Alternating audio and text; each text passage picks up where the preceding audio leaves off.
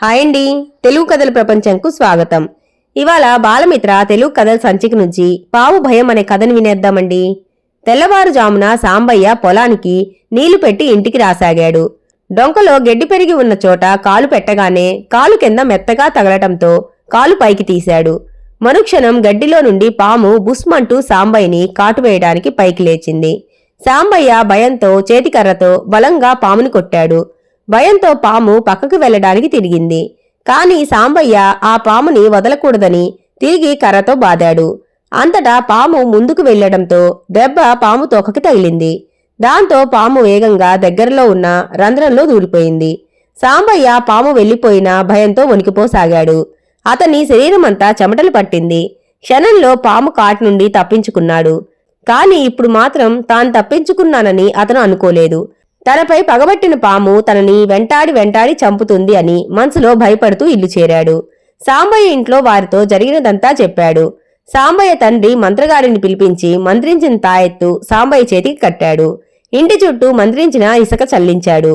అయినా సాంబయ్యకు మాత్రం పాము తనపై పగబడుతుందని భయపడసాగాడు. మరునాడు ఇంటి ముందు పశువుల కొట్టంలో గడ్డి ఎత్తి చూడగా పక్కనే పాము కనబడింది. అయ్యో పాము అని అరిచాడు. ఇంట్లో అందరూ రావటంతో పాము పారిపోయింది. అందరూ వెతికారు, కాని పాము కనిపించలేదు. సాంబయ్య ఇంకా భయపడసాగాడు. మర్నాడు పొలానికి వెళ్లాడు. పొలం దున్నటానికి నాగలి తీస్తుండగా దాని వెనక పాము కనిపించింది. భయంతో నాగలి కింద పడేసి ఇంటికి పరిగెత్తుకుంటూ వచ్చాడు.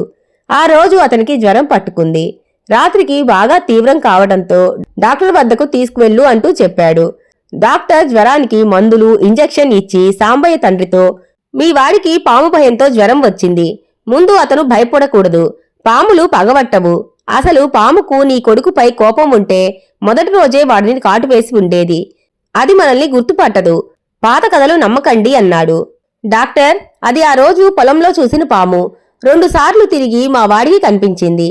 అది పగబట్టడం వల్ల కదా తిరిగి వచ్చింది అన్నాడు. అక్కడే మీరు పొరపడ్డారు. మీ వాడు ముందు పొలంలో చూసిన పాము తిరిగి అతనికి ఇంటికి వచ్చిందని ఎలా అంటున్నాడు? పాములన్నీ ఒకేలా ఉంటాయి. ముందు చూసిన పాము భయంతో అప్పుడే వెళ్లిపోయి ఉంటుంది. ఆ తరువాత ఆ జాతి పాము మీకు కనిపించి ఉండవచ్చు. దాన్ని చూసి మీరు అది పగబట్టిన పాము అని పొరబడ్డారు. మీలాంటి వాళ్ళు ఉన్నందువలన పాము మంత్రం తాయెత్తు అని డబ్బులు సంపాదించడానికి ప్రయత్నిస్తున్నారు. ఇప్పటికైనా తెలుసుకోండి, పాము పగబట్టదు. రేపు ఉదయానికి మీ అబ్బాయికి జ్వరం తగ్గిపోతుంది. ధైర్యంగా ఉండండి అని చెప్పాడు డాక్టర్. ఇంతటితో కథ కంచికి మనం ఇంటికి. ఈ కథ గనక మీకు నచ్చినట్లయితే లైక్ చేసి, షేర్ చేసి, కామెంట్ చేసి మన ఛానల్కి సపోర్ట్ చేసేయండి ఫ్రెండ్స్. ఇక ఉంటానండి. By by.